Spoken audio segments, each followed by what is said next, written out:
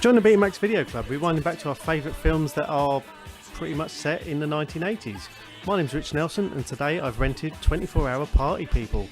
Watching it with me is Joe Scaramanga. Hi Joe, how are you? Hello, I'm very pleased to be here. Yes, I'm brilliant. Thank you for coming, and I guess this film came out in 2002, so thank you for bringing your cardboard cover of a DVD that we'll probably have to turn over halfway through of 24-hour Party People. And again, we'll talk about the soundtrack that's brilliant as well. But now, what's so special about this film for you?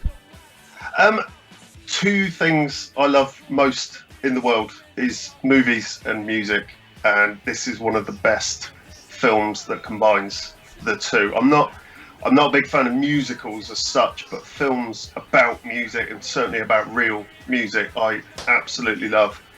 It's also absolutely my genre as well. I was lucky enough to grow up with an older brother who was a massive John Peel fan. So from about 4 or 5 years old, I was listening to Joy Division, Clash, Madness, all that sort of indie stuff. So it was a real sort of quite a personal film when I heard it was coming out, and it's fantastic.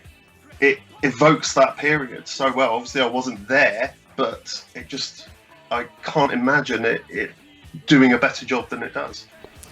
Yeah, and I agree. I mean, it's one of those weird things that, and I've probably talked about it on previous episodes, where I grew up in a house, which is always weird to describe, that we didn't really have a lot of music going on. My parents weren't massively into music, and all I kind of got fed growing up in the 80s was kind of Stock Aitken and Waterman stuff and Top of the Pops. So I came to this kind of music scene quite a bit later on, and when you kind of think that, yes, I was a teenager when it was the whole Blur, Oasis, Pulp, the whole Britpop thing and everything else, but this was a part of an era of time that I went back to a bit later and thought, this is probably more what I enjoy. And when you think now that there is a film with a who's who of British actors from the Northwest, with a soundtrack that has Joy Division and New Order and Happy Mondays and all this stuff on it, and you kind of think, like, this film, it ticks so many boxes. Yeah, absolutely. And I know, like, when we spoke about doing an episode, you said that this would be one that you'd fancy doing, and I thought, brilliant. You know what?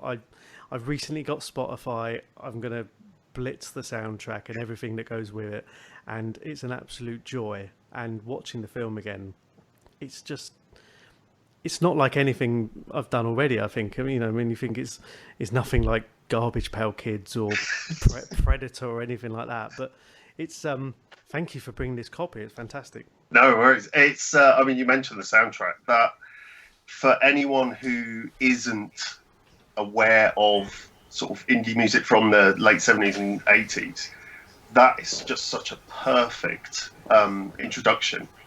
It's really good as well because it covers the entire 80s. It goes right up to 89 with the Happy Mondays, a guy called Gerald.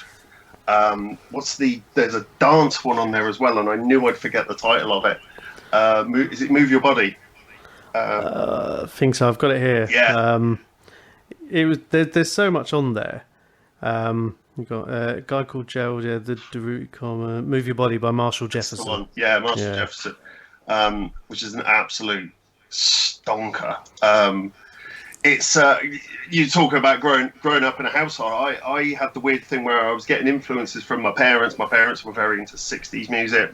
As I say, my brother was into his punk and new wave. I was eating up pop music. I mean, there's nothing wrong. I don't think there's anything wrong with Stock Aitken and Waterman at all. I love that pop music. And so I had this big musical melting pot that I just sort of plucked bits and pieces of everything, which I thought is the best way to do it. I'm trying to do that with my kids now. They listen to Little Mix, but they listen to Blur and 60s stuff as well. They love, or Motown and things like that, and just give them everything and let them find their own path. And that's what I did with my music. Music has always been. Music was more important to me as a kid growing up than movies were. So, I'd eat up the charts every week and listen to my brother's John Peel. He'd record John Peel every night of the week, and he had a rack of tapes, and I'd just go through them. Luckily, he was a terribly anal cataloguer, so every single tape was track listed, so just the most bizarre named band you could think of. And yeah, it's just, I was so lucky to have that growing up. I mean, this is the thing, there's that kind of time, and we talked about it before, on other episodes about how nostalgia plays such a big part of everything. And when you look back now, and I mean, this film sets the whole story. I think it's from 1976 to 91, maybe early 92, and you've got a whole range of things going from it. I mean, it starts at a Sex Pistols concert and goes all the way through to the Happy Mondays and New Order. And, we've got all these lines about how everyone wanted to come from Manchester. And it's the whole situation where, and of course the way it's told, yes, it's embellished hugely in certain parts, but it's, I mean, if this was real, bloody hell, this would be the best fantasy of all time. But, when you've got this guy Tony Wilson who works for Granada TV, and if you try and imagine what he did or it's hard to say as well, because he wasn't a creative, he wasn't a musician. No. He wasn't, involved massively, but in some ways, and this shaped by the film, what he created, despite not leaving much other than, there's no hacienda, but what he left was the music, and bloody hell, what a legacy. Yeah, absolutely. I mean, without him, you could argue those bands, certainly the first wave of those bands, probably wouldn't have made it outside of Manchester. And I'm sure I'll get absolutely slaughtered for saying things like that, but it's true. He on his show, So It Goes, he gave exposure to so many up and coming punk bands. It's in the film, it's Sex Pistols, Susie and the Banshees. These people were getting their first television. They were on TV. Nobody wanted these people. This was before Reg Grundy and the incident were there. He was absolutely instrumental in breaking punk bands and new wave bands. But like you say, probably that's one of the reasons he isn't viewed very favourably, is because he didn't have any creative input into it. He was just the man to go, here you go, put it on the telly. The thing that I find fascinating is a local newsreader being so culturally aware. You just can't imagine that. I mean, you grew up in London, so it'd be like, Alistair Stewart or Mary Nightingale, having a music show on a Tuesday night. Just mind-boggling. Well, how people of Manchester must have thought about seeing this. But I mean, there's a scene where he's going into the hacienda, and as he's walking down the line of people, they are just hurling abuse at him.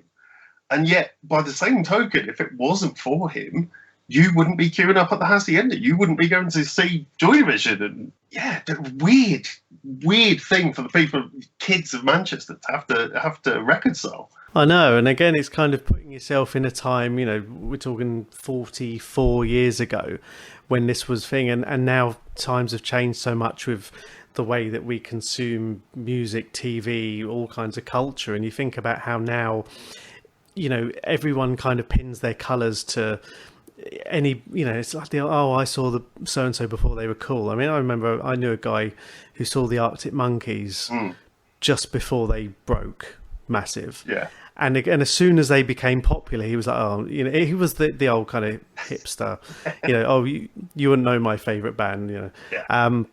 And, now everyone has an opinion. There aren't many unknowns, and then it's just a case of getting that exposure. And, I mean, you could quite frankly put this in the same class as podcasts, and getting it on a BBC radio show to talk about which podcast or which YouTuber is the next big thing. Yeah. But again, there aren't going to be many podcasts that go down the line and people think about as of New Order in 40 years' time. I mean, probably a good Get thing. yourself down. You don't know. Anything can happen. And If England want to let me do their official 2026 World Cup podcast, I'll happily join in. excellent. But when you say, I mean, we had these bands, they talk about, and even, thinking outside that box, when he's talking about at that Sex Pistols gig where there's 42 people there, Mick Hucknall is there. And of course, Mick Hucknall gets a slightly less favourable line at the end of the film. But, these are the this is the world that we're in, and just the whole sphere. And I guess there's no mention of the Smiths until the end because of rights issues. But yes, yeah. With the benefit of hindsight, maybe that's not a bad thing. No. For instance, Howard Devoto in the front, Pete Shelley at the back, they organised this gig. They're way ahead of everyone in Manchester. They're already the Buzzcocks.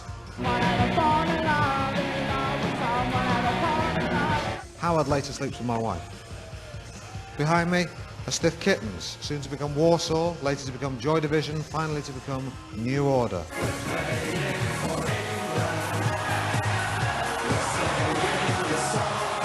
Ginger Nut, Mick Hucknall.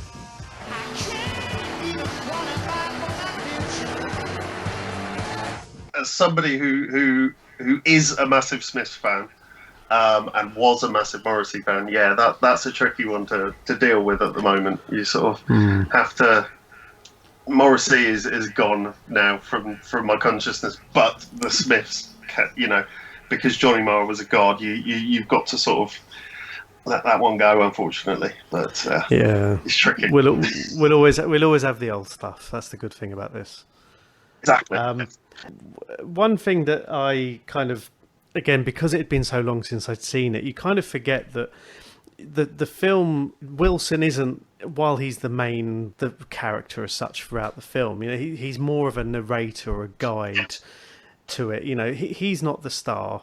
But I didn't realise, or I certainly couldn't remember how much focus was on, especially Ian Curtis and Joy Division for the first half of the film. And then it shifted, after a little bit back to mainly towards the Happy Mondays. Yeah. But the way that it was Sean Harris, who most people will know from being in the Mission Impossible films. Yeah. He really got Curtis. He got the whole on stage, the dancing, the mannerisms, and I'd be interested to know, because I think the first time we meet him is when they go into the factory night at the club run by Peter Kay, which isn't the Phoenix Club, and he calls Tony Wilson a fucking cunt. Yeah. And it's just like, yeah, and they kind of immediately go, yeah, he's a top bloke, is Curtis. This was the first time I'd seen Sean Harris, and I must admit, he frightened the life out of me. It really did. Not just how well he portrayed Ian Curtis, but just the look of the guy and the attitude of him. And I'm chuffed to bits that he's now a Hollywood villain. I've seen him in loads of other stuff. So I mean, he was in Ashes to Ashes as well, wasn't he? Yeah. And he's just one of those actors. Like he's like Vincent Canby, the French guy. He just looks terrifying. You just, every time you see him on screen, I go cold. But what you were just saying reminded me of the cover of the CD is pictures of Ian Curtis, Shaun Ryder, and Tony Wilson, and they've each got a little slogan written on them. So Ian Curtis is genius, Shaun Ryder is poet. Did I just say Richard Curtis? I didn't I? Ian. No. Right, I'll start that bit again. Ian Curtis is genius, Shaun Ryder is poet, Tony Wilson is twat. And I think that sort of sums it up. That it, like you say, yes, he's narrating the story, but it's about him telling everybody how brilliant Joy Division and the Happy Mondays were. The fact that New Order are left out of that equation, I think, is down to problems with Rob Gretton and Martin Hannett. That they, after Ian Curtis died, New Order sort of went, sod you, Tony Wilson, we're factory, but we're our own thing, and we're gonna, So New Order, apart from obviously Blue Monday, is not really part of the story. which is quite interesting when they are the biggest band that were on Factory. It is a shame. I mean, I guess, but you just sort of hit on it there. New Order were the biggest and probably the most popular. They probably became a bit more mainstream. And even now, we hear every time there's an 80s film plugged, or there's either Blue Monday or there's True Faith in the background. And there's normally Blue Monday, to be fair. I think it's even on the soundtrack for the new Wonder Woman film, or certainly on the trailer anyway. You just kind of think, okay. And they must be doing well for the royalties. But it's so good, again, to go back and explore these stories, as long as you can take it with the giant shovel of salt that comes with it. It's one of these, urban myth kind of things. I mean, again, Shaun Ryder going in, holding his own tapes hostage, going into a bar with a loaded gun. Yeah.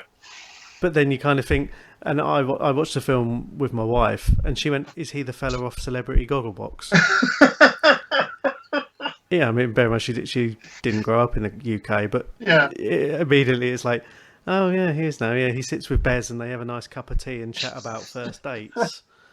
Whereas here they're poisoning pigeons and stuff like that. Yeah, it's interesting that the guy who plays Shaun Ryder is like the chap playing Sean Harris. He just completely immerses himself. He is Shaun Ryder. It's scary how well this film is cast. He just completely inhibits the character. And weirdly, I had a weird false memory that Andy Serkis had played Shaun Ryder in this. Okay. I think it was the first time I'd seen Andy Serkis in anything. And it wasn't until a couple of years later I realised Andy Serkis was playing Martin Hannett, the producer.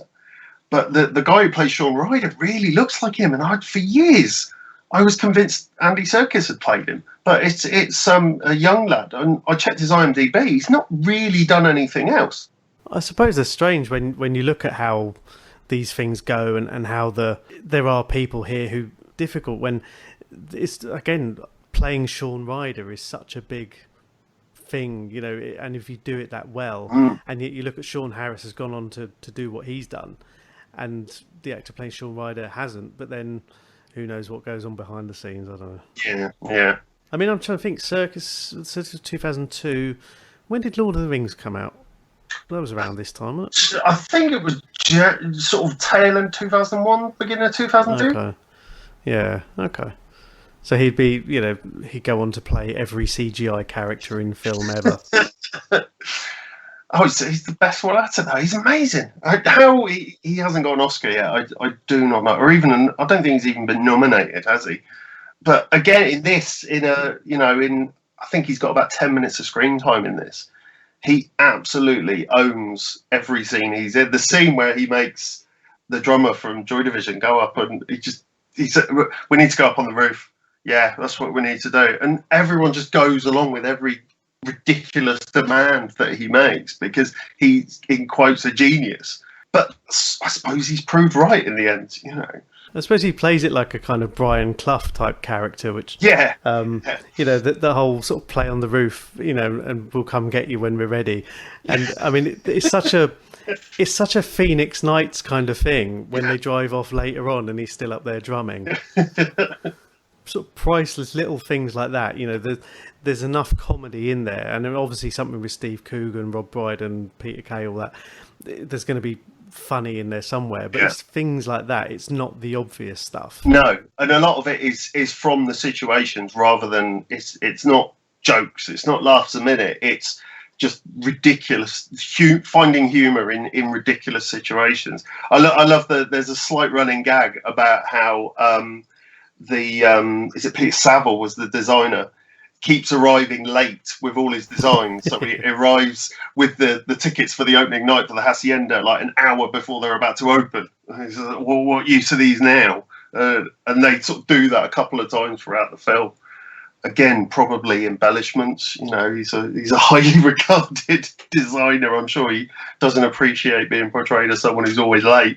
That's the thing. I mean, there was a quote. I think it's about the scene with Howard Devoto sleeping with, or I say sleeping with, having a bunk up with Tony Wilson's wife. Is when you choose to print the legend, and I think that's the cornerstone of the whole film. I think is that's the way to go with it. It's a bit like the Robert Evans one. There's three sides to every story: your version, my version, and the truth. Yeah, that sort of plays into this as well. Yeah, I mean, without making this any more nerdy in any way. Sorry, that's my fault. I do apologise. No, it's like The Last Jedi. It's when who's right. I mean, that's going to offend half the people already.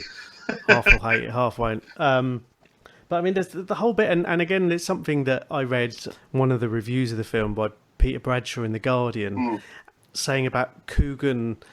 I mean, bear in mind this was 2002, so it was about the time I think the second series of I'm Alan Partridge was coming out, and it was everything was Partridge-esque. Yeah, and there's that whole difficulty when, even now watching it in 2020, everyone knows Alan Partridge. Yeah. And you can go back and watch this and think, yes, there is a lot of Alan Partridge in there, but then without knowing what Tony Wilson's like, and bear in mind you're talking about someone who works for a regional broadcaster. I was going to say there must be a lot of Tony Wilson in Alan Partridge. Like you can't. There must be. Like you grow up watching regional news. Everybody know that's the great thing about Alan Partridge is so many people go, so it's based on Richard Madeley, it's based on Tony Wilson, it's based, everybody's got an idea of who Alan Partridge is based on because it's an amalgam of probably 200 different people.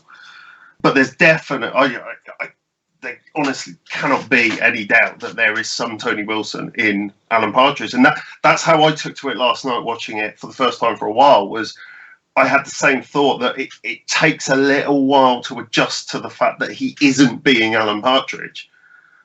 And then you sort of have to adjust to the fact that the person he is playing influenced Alan Partridge. So that's inevitable. Yeah. I mean, when you just said about the scene in the toilet with Tony Wilson's wife, and he said about, this was full penetration. You got the car keys? In the bag. Thanks. I only got a blowjob. That's full penetration. Too hard. See you, Tony. Again, He had a blowjob. He's scoring points and things like that, and the whole. I mean, the part was on the roof talking about the double helix, and things like that. And again, it's just kind of. It works, and again, if you have that degree of separation, it is absolutely fine. But there was another bit as well where he's walking along the canal, talking about the history of the rag trade in Manchester, and he did a scene, I'm sure, practically word for word in Alan Partridge's Severed Isle, exactly the same location, and I'm sure the dialogue is almost word for word the same. I haven't had a chance to compare it, but it's definitely the same location. Why spoil it? Why spoil it? If it works, hey ho. Yeah. I mean, what kind of skipped over a little bit, but what we do get is, we're at this point where Joy Division are becoming massive. They're talking about going on an American tour. We've had, the funny parts with the faster but slower drumming.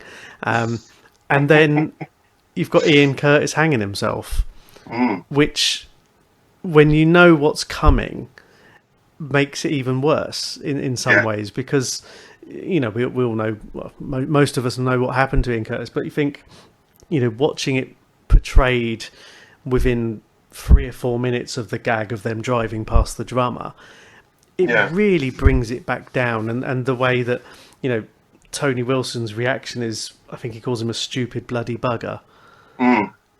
The way it's done, and again, it's, both the way it's filmed and the way it's acted and the way we go towards his funeral, it really kind of reminds you that this isn't a comedy at all. Yeah, it's a fantastic rug pull at just the right time. Like you say, it's building and building. It's almost like if it was about a fictional band, this would be, it builds and builds. This is it. They're going to make it. They're going to have their first hit single. And like you say, you know it's coming. You can sense the tone change when you see him come home. And it's so mundane. he literally just sits down, puts the TV on, he's sitting there watching the telly, and then there's a jump cut, and you just it's. I don't know. Don't even want to say what it jump cuts to, because if you haven't seen the film, it's it's astonishingly well done. Even to the point I checked out that the film he's watching is the film he was watching in real life. It's a Werner Herzog film. The title I have written down. It's a foreign title. I'm going to have to look it up. I do apologise. It wasn't the episode of The Mandalorian he was in. It wasn't the episode of The Mandalorian. It would be an amazing thing if he hung himself at the sight of how beautiful Baby Yoda was, and he just couldn't take that much beauty in the world. It's called Strozek. Apparently it's a comedy, but I can't imagine Werner Herzog made too many comedies. A Werner Herzog comedy sounds like something from another planet. It's amazing. It's amazingly done. And this is where, again, like you say, I mean, rug pull is probably the perfect description of that. And yet they still take it. And I don't want to draw comparisons to other films too much. But, when you've got... This is almost like a weird alternate reality of Spinal Tap from another point of view, where Ian Curtis is lying in his coffin before his funeral wearing this white suit, and they're calling him the musical equivalent of Che Guevara. In this, his mum's there, and they're trying to talk about who's going to write the biography, and sort of cameo for Simon Pegg there. And then it goes to a music video, and then the sort of epitaph at the end, and you just think, bloody hell, it's a gut punch the way it happens. It is. I first time I watched it, I cried. I absolutely cried. It's so emotional. Even then though, you've got that bit with Simon Pegg where they're basically chatting over his dead body. Tony Wilson is chatting to a journalist over the dead body of Ian Curtis, like you say, discussing, trying to get him to write a book about it. It's sort of shows Wilson's sort of slightly mercenary nature, that maybe that the film tries to portray the fact that he wanted Factory to be like a collective and everybody owned their own stuff, but he was also a very mercenary character who would go after maybe a quick buck here and there. But that sequence where it then cuts to the video for Atmosphere, not the Russ Abbott one, obviously. It's an amazing video, that. It was made late in '88, I think. Anton Corbijn directed it when they re-released it in the late '80s. Yeah, it's a brilliant video. Yeah, and after this is the part where he's talking about the double helix, and we meet Shaun Ryder on the roof poisoning. I mean, this whole scene with the pigeons. I mean, it's weird to watch in a comedy way because it kind of happened. Yeah, and it's weird to watch because the way these pigeons are dive bombing them and they're chucking poisoned bread at them. It's weird. There's one really quick close up of a pigeon's face as well, where it's sort of his eyes pop out and he sort of squawks like a cartoon pigeon, and it just drops out of the sky. I mean, you wonder how they do it now with CGI and everything else. It will be look probably like the last Marvel film or something like that. I mean, it's when Tony Wilson comes on and goes, obviously no pigeons were harmed in the making of this, and I'm sort of thinking, those definitely look like dead pigeons on the floor. Yeah. Whether you actually killed them did you send somebody out to go and collect a load of dead pigeons from around Manchester? They just got the local rent-a-kill van to drop them off. Yeah, no, I'm going to need another 10 tomorrow. Yeah. And this is where we are introduced to the Hacienda, the club that lives long beyond. I mean, we get it in, and again, obviously, we have an interest in football, but I mean, we're living in a time now where Manchester City's last away shirt was supposedly inspired by the Hacienda nightclub. Yeah, I'm not quite sure how. I did study that. I'm not seeing it somehow. Yeah. Unless it's blue and yellow hazard tape all over it, then I'm not quite sure how that works. And this is where we are now, like, I mean, again, that's a whole different topic. And I know Chris Oakley, one of the patrons, will probably talked about on his podcast about the kit inspiration. But the way that, the Hacienda and factory live on, and not just through this film, but, almost everyone knows what the Hacienda is. Yeah. And yet hardly anyone went, or certainly hardly anyone, around here would have gone. And it lives on in a way that it's almost like a cult. Yeah, and absolutely. And the way it's told about in this film, how, it ended up being run essentially by drug dealers because you made the cardinal sin of a club where you need to be on ecstasy to have a good time. And as he pointed out, they don't sell the ecstasy. No.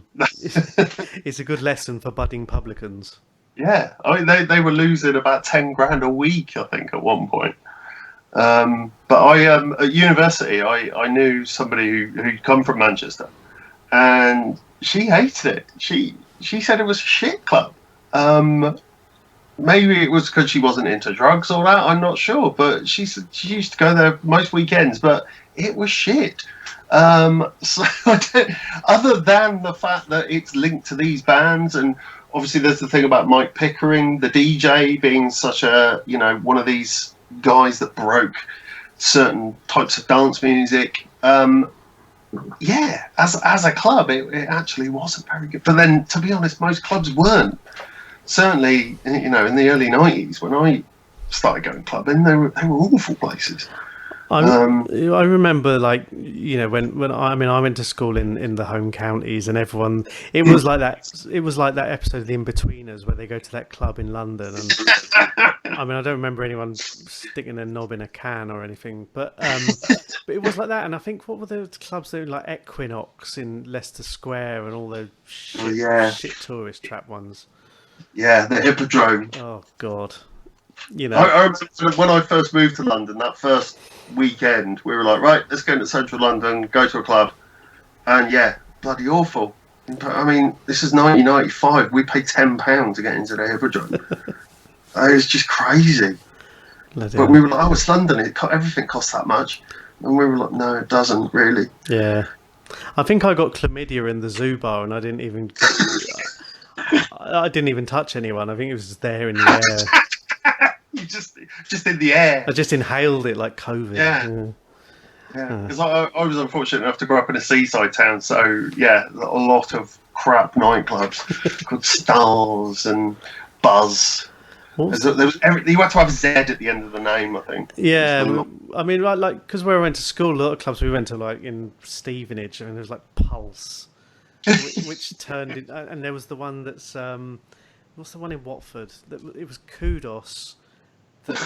And I think it became something else, and then became Oceana. And and it's like the one. I think there's an Oceana in Kingston near where I live now, and it became Prism, but I've never seen the word Prism with about 12 Zs in it.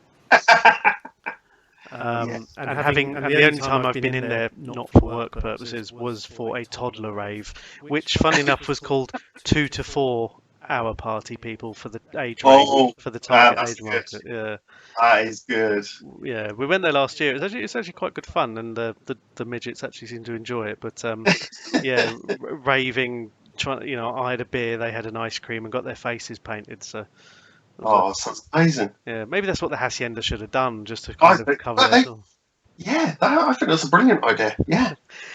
One thing that Tony sort of reveals that the Hacienda cost 700 grand, which, bear in mind, in the 80s, that's not 700 grand now, which would probably buy you about a semi-detached house. And this is what they're probably one of the flats of the Hacienda now. Yeah, they're probably about 700 for a studio.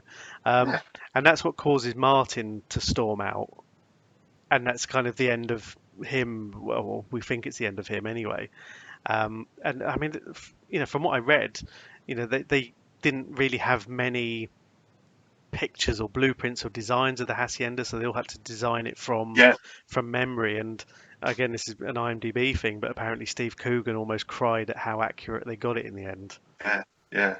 It's because there are there's photos of it online, and you're looking at it and you're going, is that still from the film, or is that actually what it looked like? It's impossible to tell. It's an amazing job. I mean, certainly from archive footage that I've seen, it looks pretty spot on. It maybe looks a little bit small, but then I've heard it was small anyway. Shockingly, I've got Hookie's book about the hacienda, how not to run a nightclub, but I couldn't get past the first chapter of it because it was just this chapter about them being extremely stoned driving around Manchester, coming up with the idea of a nightclub. But I do need to finish that one off. Well, this is what Wilson is saying, or Wilson Coogan is saying, and it's one of these kind of really pseudo-intellectual narrations where he's saying that Manchester is like Renaissance Florence, the hacienda is our cathedral. Again, he's unveiling a football kit or some kind of opening to X Factor. Again, hindsight being a wonderful thing, to use that cliche. But when you look at it now, I mean, it kind of put Manchester in a musical place that it still lurks with, in the way that Liverpool will always have the Beatles and Coventry will always have the Specials and that sort of thing. I mean, it's a slightly different scale, but people will associate music with Manchester for that era, and maybe not Oasis or whatever, but that's not a bad credibility to have. No, but it's that thing of you get these cycles from cities, and there's been the argument that this mainly comes about from lazy music journalists, that you have one band from a town, so all the music journalists go and see that band, and while they're there, they check out several other bands and go, oh, these guys are as good as them, they're the next best thing. And that's obviously what happened with Liverpool. Probably, I think Two Tone and Coventry was slightly different in that they all supported each other. So it was kind of like, if you want the Specials, you're going to get, Selector or whoever as well. It was all part of the package with them. And I think with Manchester, certainly Manchester at the end of the 80s, that happened, that everyone liked the Stone Roses and Happy Mondays, and then suddenly you had the Charlatans, who were Charlatans are from Oldham, I think, in Spiral Carpets, and then so it is just that music journalist thing of we'll see all the bands in this area, promote them all, it'll make we could do a 6-page spread in the NME about how Manchester is the new Liverpool, all this sort of thing. So you want to believe that it is that lightning in a bottle, that at that time all these amazing artists were all working together, but maybe it's not quite that romantic. Yeah, I think they kind of live in the same stable, but they're certainly not pulling in the same direction. And as you say, maybe that's the reason why New Order weren't featured so heavily, because they were off doing their own thing, and the real story was the Happy Mondays. I mean, they said about how New Order went off to Ibiza to record the album that took them 2 years, and that's part of it. And again, you've got to jettison some of the truth to tell the story, but you've still got to bear in mind, how many times does that happen? Especially when these bands all hit big roughly at the same time, but then what's big? There's local big, there's national big. I mean, everyone now knows who New Order are. Yeah. And even the Happy Mondays, then, Shaun Ryder then went on to do Black Grape and everything else. And it's all just the whole cycle of that. That's the thing. It's a cycle. Everything changes. And absolutely, lightning in a bottle is a way of putting it in that, we're talking about a film, a story, telling a tale. And even then, when they're trying to sell the concept further down the line of the Happy Mondays to Keith Allen, who offers him £5 million and suddenly realizes, shit, I can get them for free. Yeah. That's a good scene as well. I thought I spotted Mick Jones from The Clash in that scene as well. Keith Allen comes in with somebody. I'm sure it was Mick Jones from The Clash. I'm sure I read that he was in the film, or he that must have been. But he's not playing himself as far as actually he might have been playing himself because weren't the Clash weren't selling to London, were they? No, they were on another label. Yeah. Sorry, I interrupted and completely lost your. No. I mean, what I was going to do is I suddenly realised I was getting towards, we're talking about the hacienda and the scene in the office, the factory office with the table, and I hadn't mentioned Paddy Considine yet.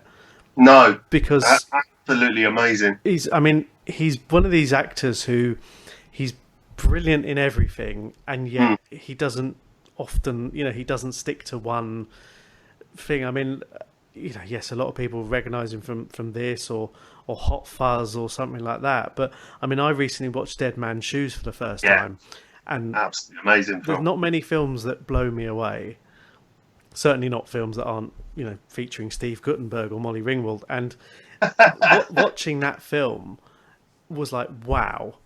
And then you come back and see him in this or Hot Fuzz, and you think, he's just brilliant. And the way he kicks off at Tony spending 30 grand on an MDF table. I mean, you're very much on his side. It's MDF. It's made of MDF. What are all these about? How much was it? It's not the materials, okay? It's that's the design. Brilliant. You're paying for design. Oh, I didn't ask about the material. It's brilliant. How much it was? It's 30 grand. But did you pick the shape?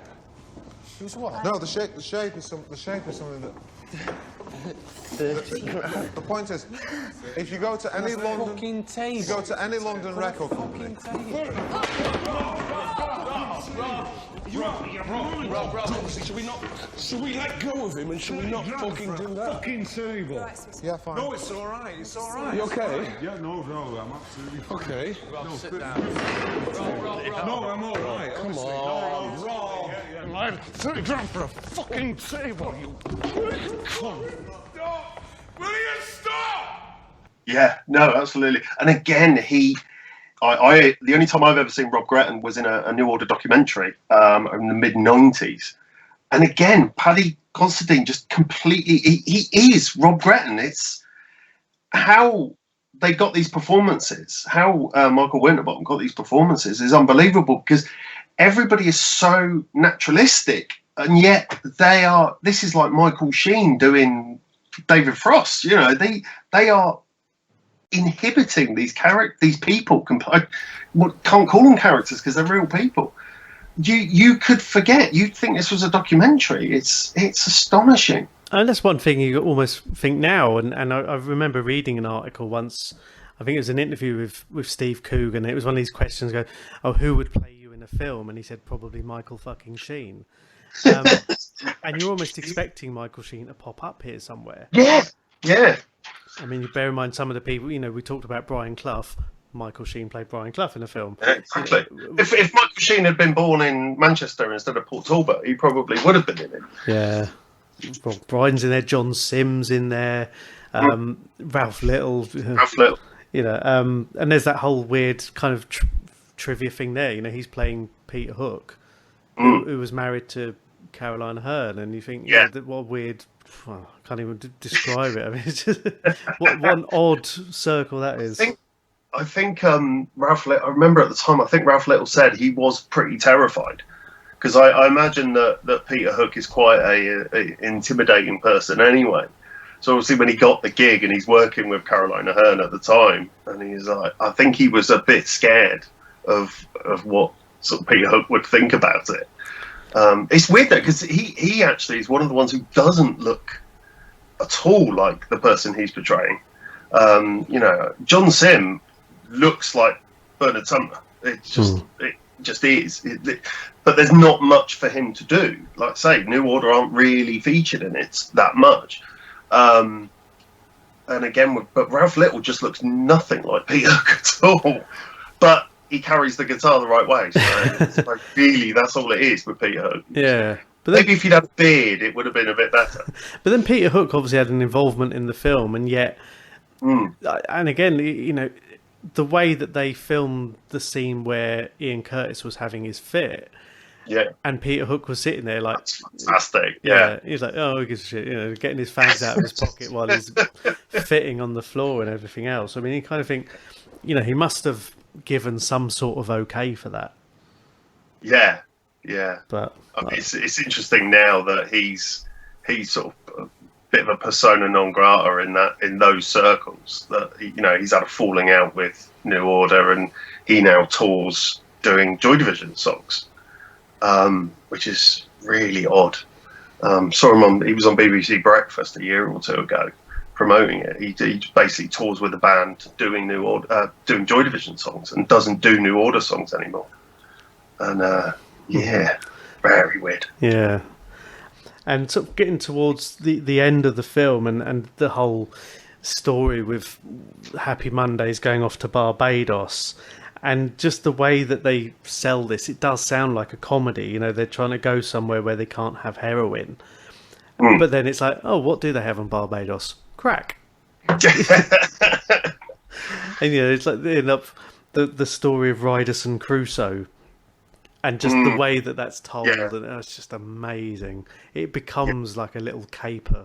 It's brilliant. I mean, that period, I remember reading about that at the time, that they had basically just gone off to Barbados. I think around that time they went to Rio as well and met who's the great train robber Ronnie Biggs.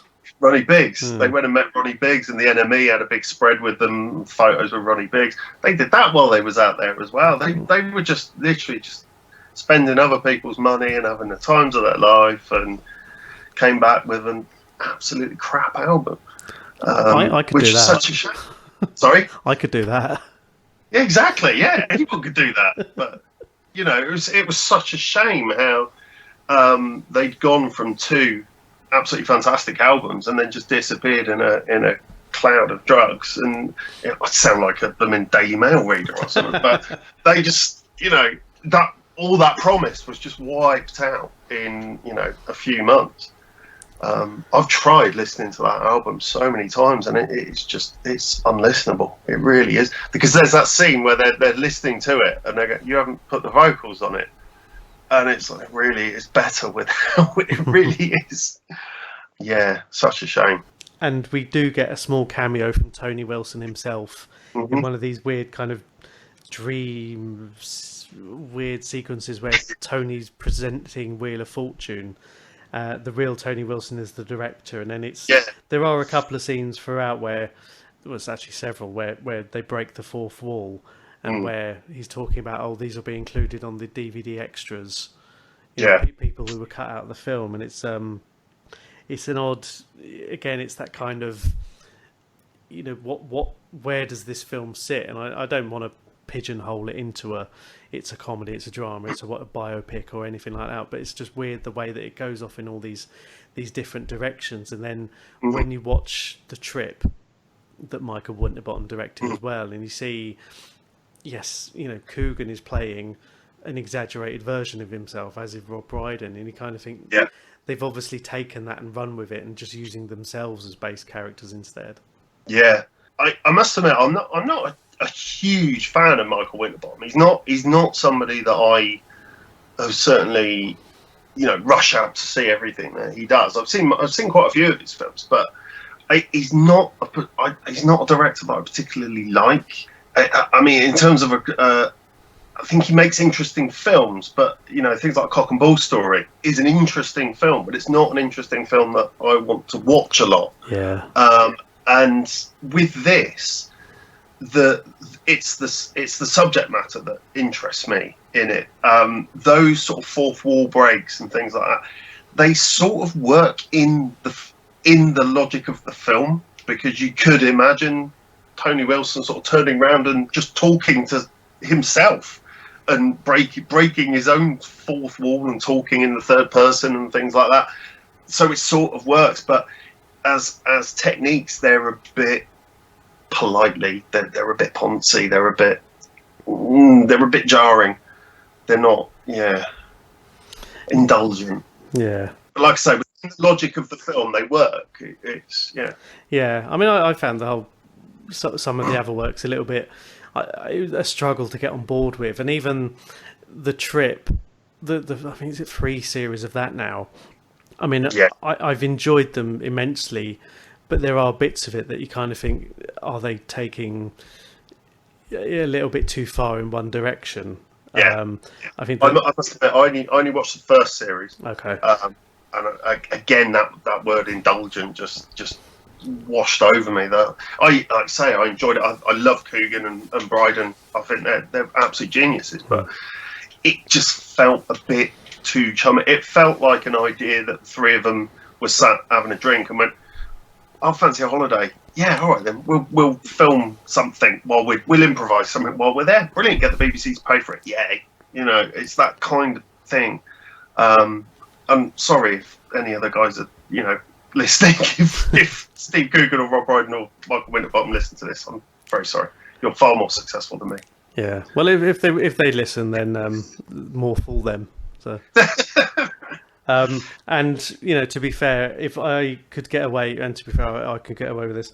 The scene at the end when the hacienda is closing, it's being repossessed, and it's the final night, and it just looks like this kind of epic where, and you can almost imagine this being actually real, where Tony Wilson's saying, "Invade the offices, loot them, help yourselves, be creative."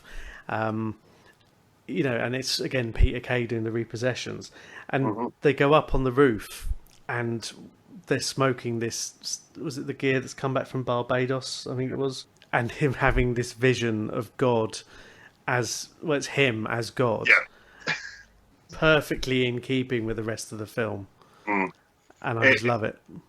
Yeah, is one of my favourite lines is where he go, "I've just seen God. What did he look like? Me." It's just like, who do you think he's going to look like? Of course, he's going to look like Tony Wilson. And he's got that line about the mistakes he's made. I should have signed the Smiths, and it's like, well, yeah, you should have. But then he was right about Mick Hucknall. So he said his music's rubbish and he's a ginger. It is already written in the sinews of history and the hearts of men. It's a pity you didn't sign the Smiths, but you were right about Mick Hucknall. His music's rubbish and he's a ginger. We'll get with that line now. But then one of the quotes I saw was Mick Hucknall saying, "Yes, but he's just Alan Partridge," or something like that. So is that an insult? It's probably I'd take it as a compliment. But. Yeah, I'm sure Mick Hucknall really didn't care what Tony Wilson or Steve Coogan or Michael Winterbottom thought about him, to be honest, on his gold-plated bed with all the ladies round him. 1,000 women or something like that. He claimed. Yeah, apparently so. Yeah. God, what a life.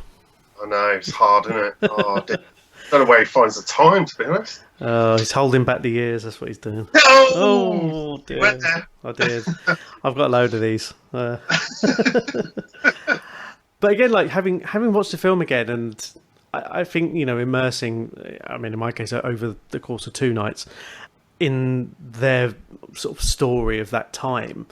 And I kind of feel like, in a way, I'm glad I didn't go to the hacienda. I wasn't there, and I'm just glad that all the good stuff and some of the shit music as well is there on tap to listen to whenever I want, and I can go back and watch documentaries or read countless books about these sorts of things. But I think it's one of those, if you were there, you probably have slightly warped memories.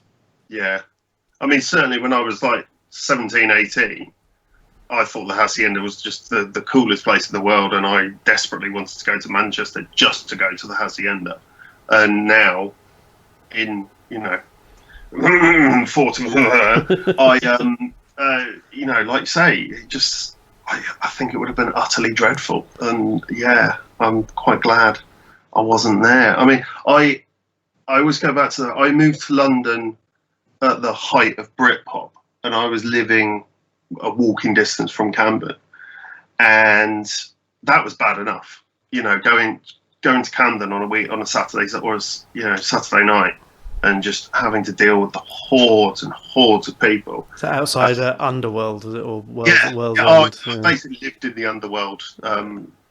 We'd go to the World's End about 2:00 on a Saturday afternoon and stayed till 2-3 o'clock in the morning. Amazing times, loved it. But looking back on it now, it was just like, oh god, it was awful. So yeah, like you say, it's if you were there, it was probably amazing and you probably loved it. Like I say, I was 18 at the time. I'm 18. I'm in Camden. It's Britpop. I'm in the centre of the universe, and that's probably how these people felt at the Hacienda in 85, 86.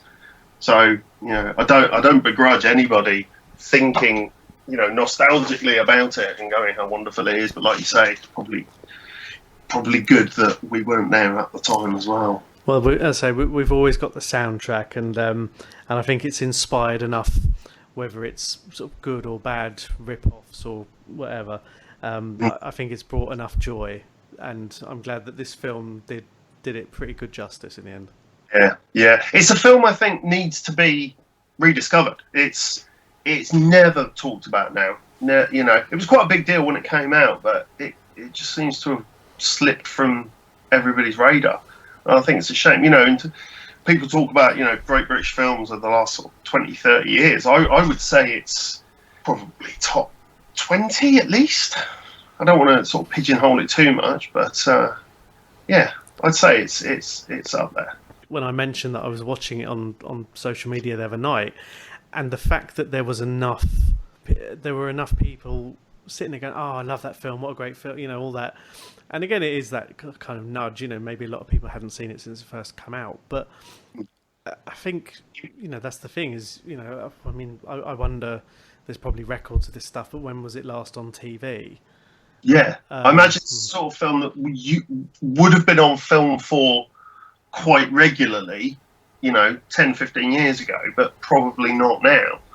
And I think that's a shame. But at least, for while we have it, it's on DVD. I don't know if this would have got a VHS release at all. Certainly not Betamax, but and again, without treading all over old ground, we talked about this enough about physical media and all this stuff, and we don't always have access to this stuff at the touch of a button. But I was able to buy it off iTunes for $2.99. So there you go, fantastic. Thank you, Patreon subscribers. That was quite interesting because I had to rummage to get my DVD of it. All my DVDs have now been boxed, and my wife was like, "I'm sure I've seen that on Netflix," and I searched fruitlessly for it and decided I had to go into the loft to get the DVD. But I was very glad it was there. Oh, super! And it gives you a chance to go back and maybe one day soon watch the one with the commentary. Yes, I am definitely going to. Next time my wife goes out for the evening, I am watching it with the commentary because I guarantee she won't want to watch that. Yeah, I had to twist this one's arm to watch this one. So, yeah. I mean, she made me watch Rocket Man the other night, so it's fine. Yeah, it's so weird. When we got together, I did make my wife watch some dubious films. She was quite happy to watch any old toss that I'd put on. Apart from Cannibal Holocaust, that she drew the line at that. But now it's just everything. It's like you said about RoboCop. My wife will not watch RoboCop. She hates Paul Verhoeven. Will not watch any of his films, which is a crying shame, quite frankly. But if it helps anyone, at the time of recording, and just to time this horrifically, it's towards the end of August. 24-Hour Party People is currently available on Amazon Prime. There you go. There you go. Right, well, Joe, thank you very much for bringing your stream/DVD copy of this. Now, where can people find you on social media? I am on Twitter at Scaramanga Joe. I do have a website as well, joescaramanga.co.uk. It's currently in development, but I am hopefully going to be flogging lots of lovely film and music-related T-shirts on there. But you can find those currently on Redbubble, as well as a link in my Twitter profile page. Yes, well, I say I'll put links to those on the show notes for this, and also because I need to get a new phone cover actually, and I've been looking at the one that you did with the pile of old videos.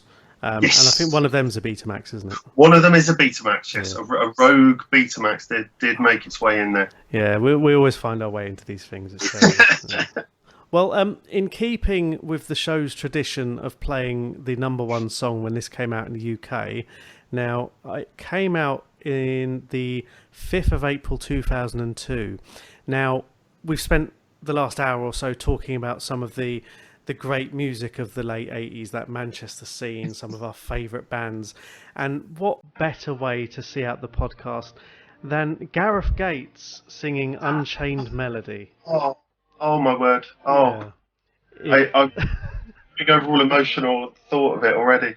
Yeah, just imagine Gareth Gates, who was deflowered by Katie Price, singing a song from Ghost.